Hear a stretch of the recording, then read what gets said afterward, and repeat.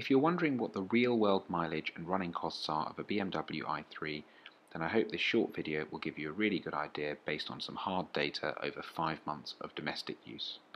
Note that our i3 is the BEV version, which means it doesn't have a range extender, so this is the pure electric version only.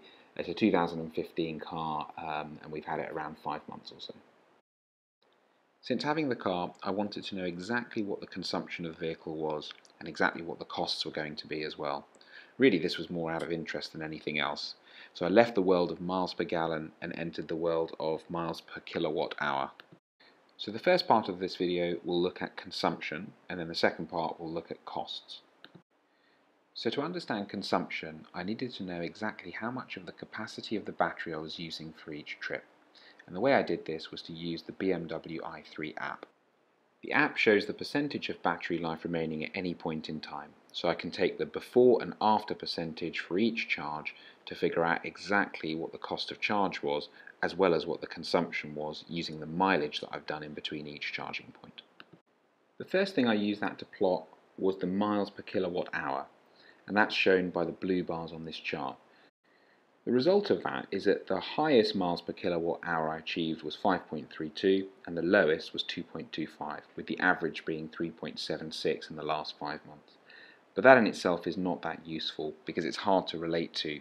What people are most interested in is what's the total number of miles you can get from a single charge.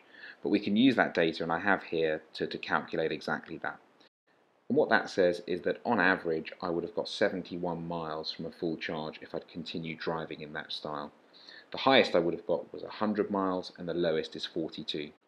So what that says is that driving style on any particular day can have a massive influence over consumption, very much the same as in a petrol or diesel car.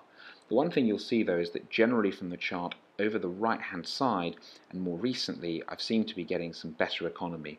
I'm wondering whether that's to do with the weather as we've come into the summer period, and obviously I might see that tail off as we now go in towards winter.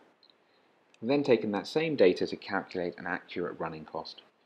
We pay 12.5 pence per kilowatt hour with Scottish Power, and taking the total mileage we've done in the car, we can see the average cost per mile works out at 3.1 pence.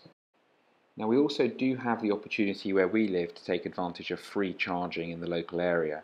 So you can see that about 215 miles, or 11% of the total miles we've done, has been free charging. If you take those free miles out, then the cost per mile goes up slightly to 3.5 pence, but that's still remarkable and a fraction of the cost of the other diesel car that we own. Well, I hope that's been useful, and thank you for watching.